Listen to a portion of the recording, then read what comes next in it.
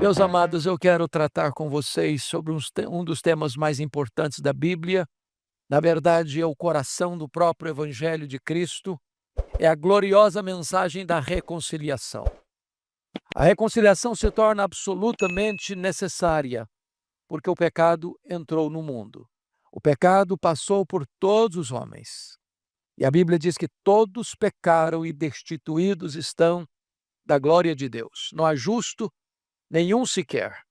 O pecado é tão grave que ele atingiu 4 áreas vitais da relação humana. Primeiro, ele atingiu um abismo espiritual, porque o homem foi separado de Deus. Os nossos pecados fazem separação entre nós e o nosso Deus. O pecado rompeu também a relação no que tange aspecto social, porque agora o homem não tem mais comunhão com o seu próximo.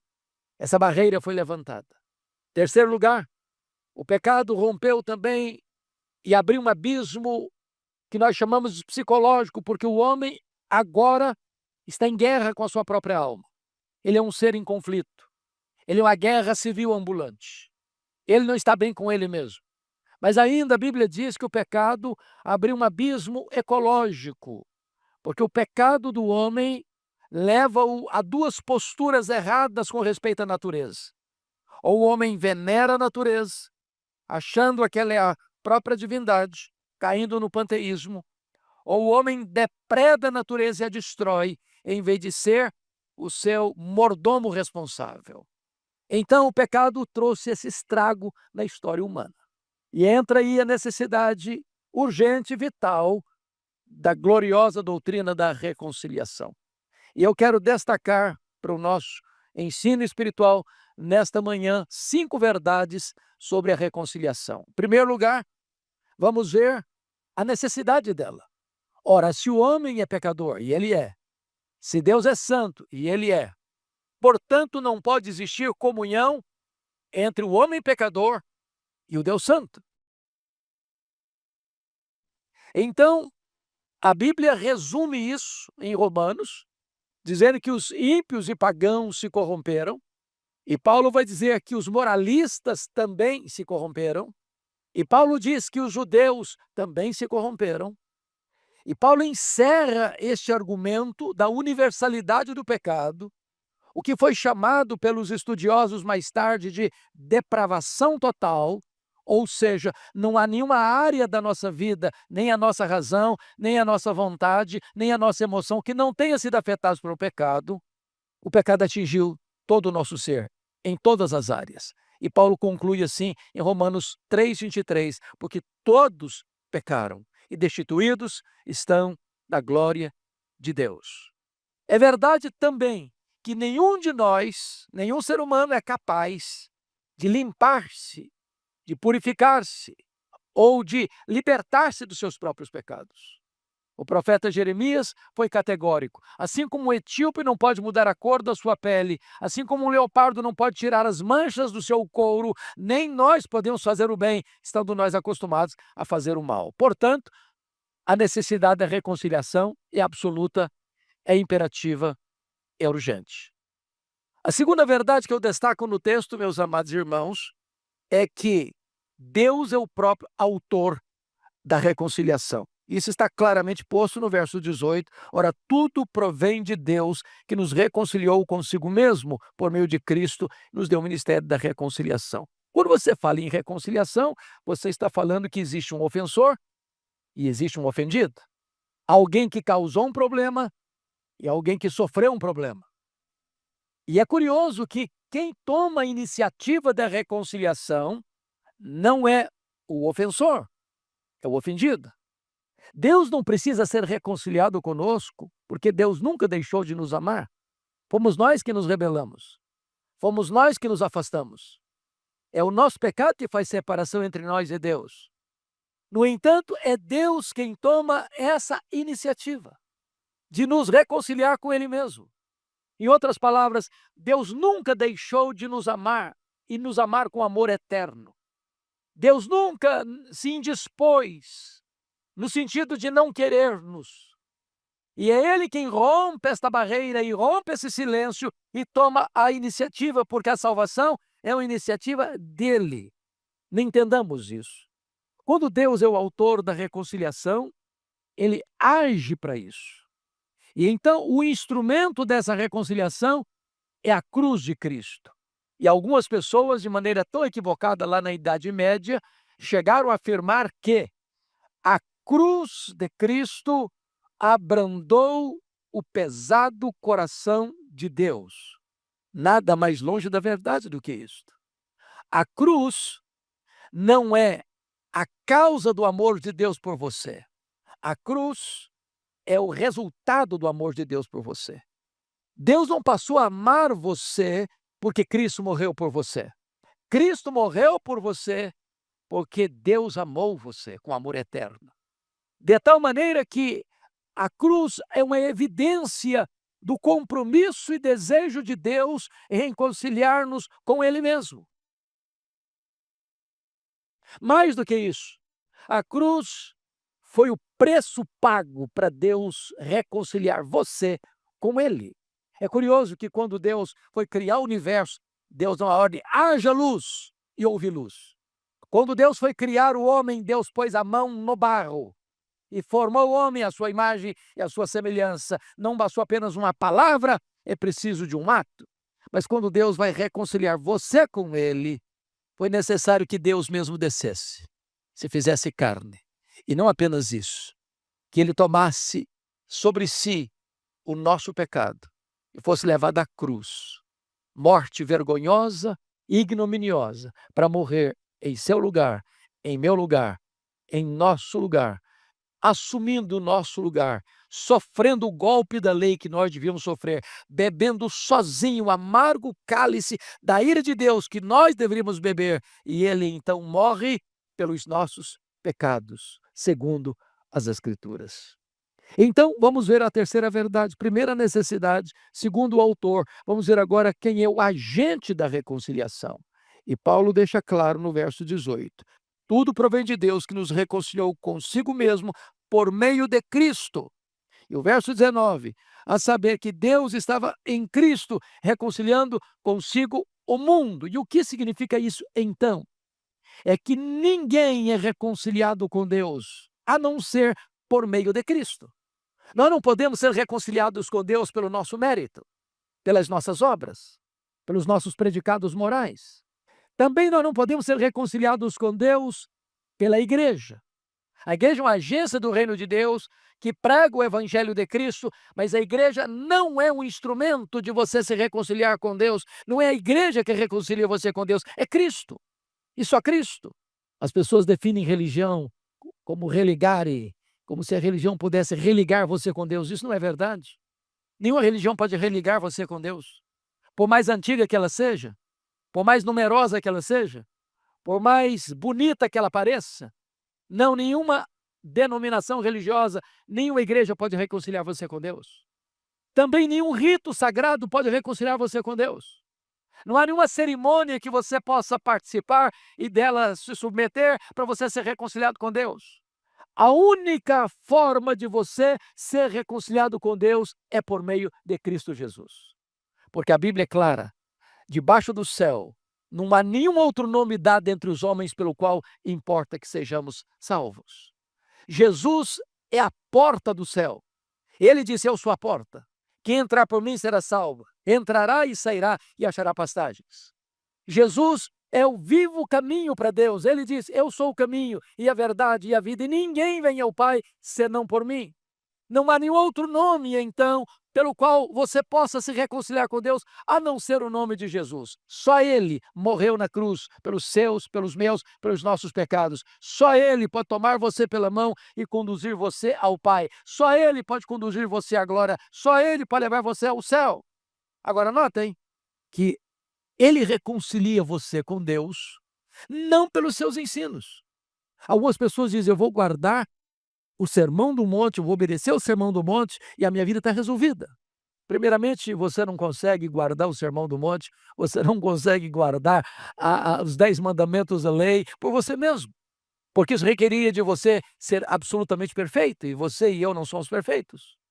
Então, a maneira de Jesus reconciliar-nos com o Pai foi através da sua morte. Ele morreu para que você e eu fôssemos reconciliados com Deus.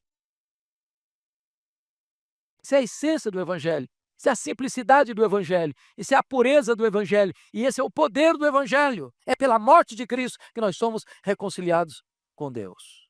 Mas agora vem a quarta verdade desta mensagem. Primeiro, a necessidade. Segundo, o autor. Terceiro, o agente. Quarto, a base dessa reconciliação. Então, vejamos em primeiro lugar o versículo 19. A saber que Deus estava em Cristo reconciliando consigo o mundo, não imputando aos homens as suas transgressões. Essa palavra imputando é uma palavra comercial.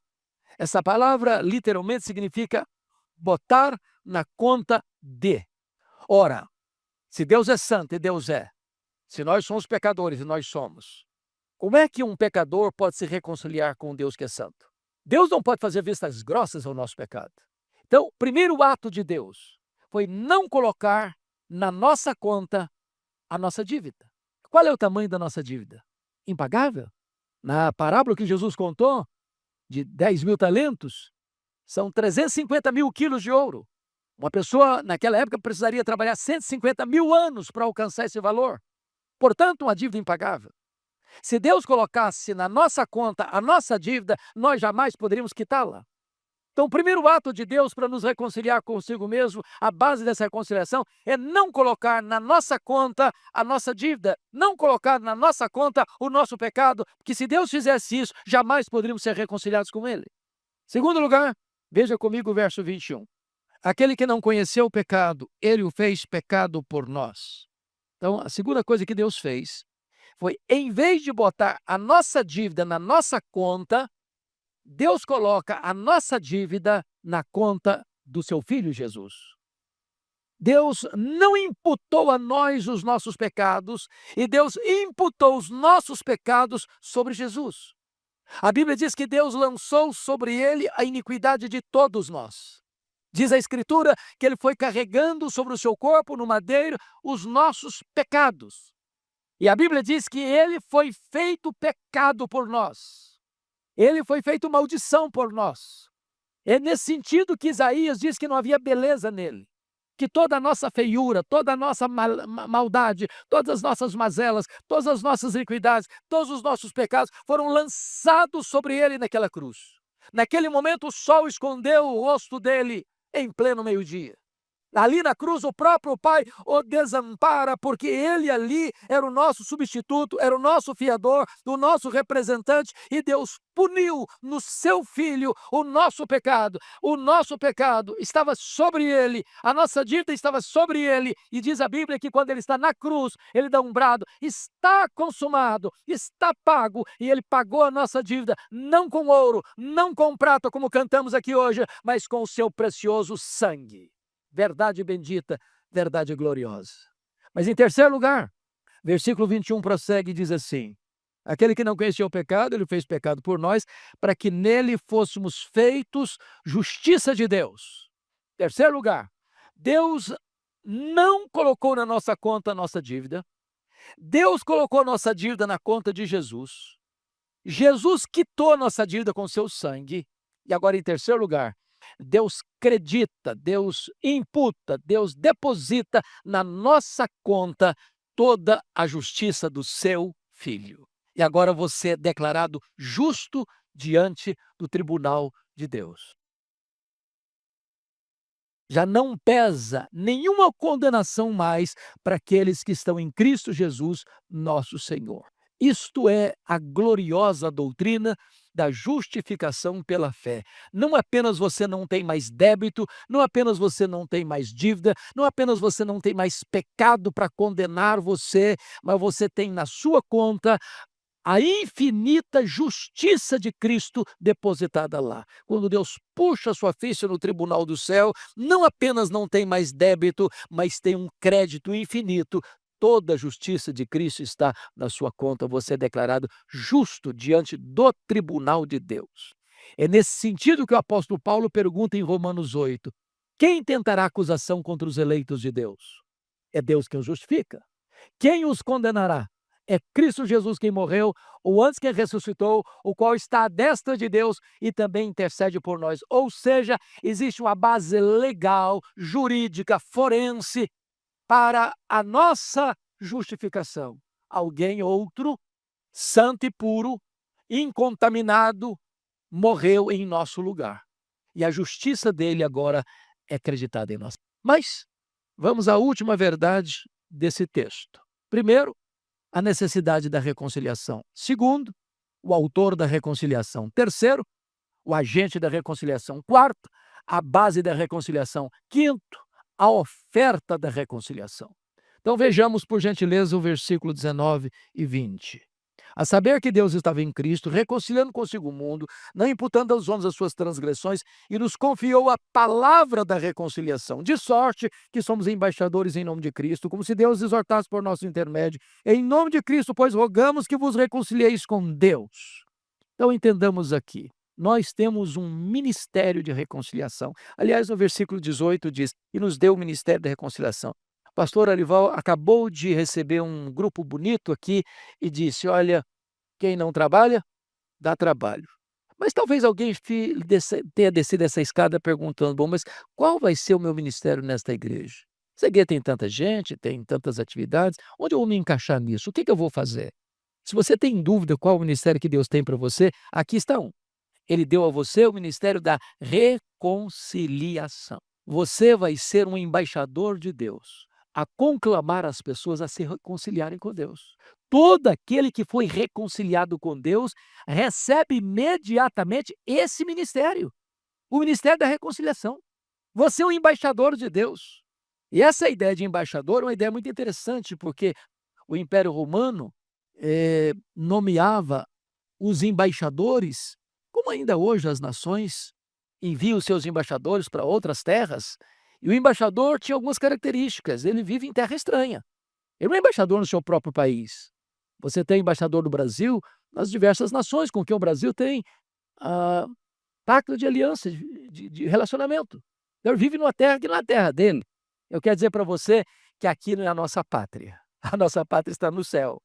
Nós vivemos em terra estranha. Somos embaixadores. Segundo, o embaixador fala em nome do seu governo. Ele não fala de modo próprio, ele representa o seu governo, ele fala em nome do seu governo, a sua mensagem é a mensagem do seu governo. Você e eu vivemos em terra estranha e nós falamos aqui não o que nós queremos, nós reproduzimos a mensagem daquele que nos constituiu embaixadores, o Rei dos Reis, o Senhor dos Senhores.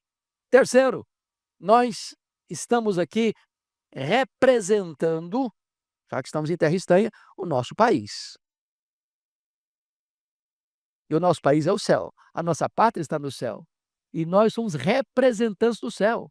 Portanto, a nossa vida aqui reflete o céu. Se nós tivermos uma postura diferente disso, nós estamos, de certa forma, denegrindo a nossa verdadeira pátria, que é o céu. E mais, o embaixador não se naturaliza. Ele vai ser sempre um estrangeiro. Ele não vai perder nunca a sua nacionalidade. Quer dizer para você que essa terra é maravilhosa, é dádiva de Deus. Vivemos num país maravilhoso, com belezas raras, com riquezas muitas, mas eu quero dizer para você que aqui não é a sua casa permanente. Então não plante muitas raízes aqui não, porque nós estamos aqui de passagem, rumo à nossa pátria celestial. Aqui nós temos uma missão, aqui nós temos um propósito, e o nosso propósito é rogar aos homens que se reconciliem com Deus. Então notem comigo que nós devemos fazer isso com autoridade, como se Deus exortasse por nosso intermédio. Então não precisa chegar assim, você me desculpa, mas eu não queria te ofender, mas eu queria falar para você, eu sei que você... Não, chegue com autoridade. Eu estou aqui em nome de Cristo. Eu fui constituído embaixador de Deus. E eu tenho uma palavra urgente para você, que você se reconcilie com Deus. É isso.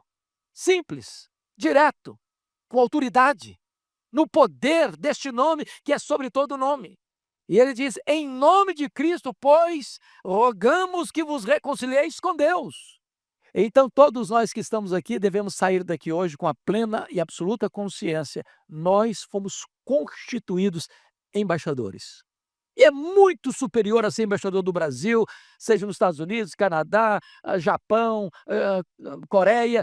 Você é um embaixador constituído pelo próprio Deus, o embaixador do Rei dos Reis e do Senhor dos Senhores. Você representa neste mundo a pátria celestial. Eu concluo trazendo 2 exortações soleníssimas. A primeira delas, aí no versículo 1º do capítulo 6. E nós, na qualidade de cooperadores com Deus, também vos exortamos a que não recebais em vão a graça de Deus. Ou seja, quando eu escuto essa mensagem de que Deus me constituiu, depois de reconciliado com Ele, em embaixador dele, eu não posso ser omisso, eu não posso dar de mão, eu não posso desprezar essa mensagem. Eu não posso receber em vão esta graça que me foi dada da salvação e da missão. Segundo alerta, soleníssimo, está no versículo 2. Não apenas o cuidado para não receber em vão a graça de Deus, mas o cuidado para não adiar essa decisão. Porque ele diz, eu te ouvi no tempo da oportunidade, te socorri no dia da salvação, eis agora o tempo sobremodo oportuno, eis agora o dia da salvação. Eu não conheço todos vocês que estão aqui e que estão nos acompanhando nas mídias sociais. Mas se você ainda não foi reconciliado com Deus, não adie essa decisão. Hoje Deus está conclamando você a se voltar para Ele. Amanhã pode ser tarde demais. Hoje Jesus quer ser o seu advogado, amanhã será o seu juiz. Hoje a porta da graça está fechada e Deus está convidando para você vir. Amanhã esta porta pode estar fechada, será tarde demais para você entrar. Então não deixe para amanhã, porque o amanhã não está debaixo da sua administração. O amanhã pertence a Deus. Hoje é o dia da salvação. Curva sua fronte, por gentileza, e nós vamos orar. Deus, nós acabamos de ouvir a Tua palavra tão clara, tão direta, tão oportuna, tão urgente. É verdade incontestável que todos pecaram, não há justo nenhum sequer. É verdade que o salário do pecado é a morte. É verdade que aquele que permanecer no seu pecado perecerá eternamente. Mas é verdade também, Senhor, que Tu mesmo planejaste e tomaste a iniciativa de nos reconciliar contigo. E é verdade também que para isto o Teu Filho precisou vir ao mundo, se fazer carne, viver entre nós, tomar o nosso lugar, levar sobre si o nosso pecado e morrer naquela cruz, para que a nossa dívida pudesse ser quitada, para que o nosso pecado pudesse ser cancelado, para que nós pudéssemos ser perdoados e justificados. Bem verdade é também, ó Deus, que agora Tu nos constituis em Teus embaixadores, e nós pedimos que nesta manhã Tu ilumines a nossa mente, Tu toques o nosso coração, para que aqueles que porventura ainda não se reconciliaram contigo, o façam nesta manhã para a glória do Teu nome. E que aqueles, meu Deus, que já foram reconciliados contigo, reavivem na alma a gloriosa missão que recebemos de sermos Teus embaixadores, rogando aos homens que se reconciliem contigo. Aplica, ó Deus, esta palavra ao nosso coração. É a nossa súplica em nome de Jesus. Amém. O vídeo destaca com clareza a essência do Evangelho. A salvação não é conquistada por mérito humano, ritos religiosos ou denominações, mas é um dom recebido pela fé, baseado na dupla imputação. Nosso pecado lançado sobre Cristo, que o quitou na cruz, e sua perfeita justiça acreditada em nossa conta, nos declarando justos diante de Deus. Este ato de justificação, além de cancelar nossa condenação, nos confere a sublime e urgente missão de sermos embaixadores de Cristo, rogando ao mundo que não receba em vão a graça de Deus e atenda ao chamado no tempo oportuno, pois esta é a única forma bíblica de encontrar a paz eterna. Sinta-se à vontade para debater respeitosamente sobre este tema na seção de comentários. Não se esqueça de deixar um gostei e se inscrever no canal para receber os próximos vídeos. Um abraço a todos e fiquem com Deus.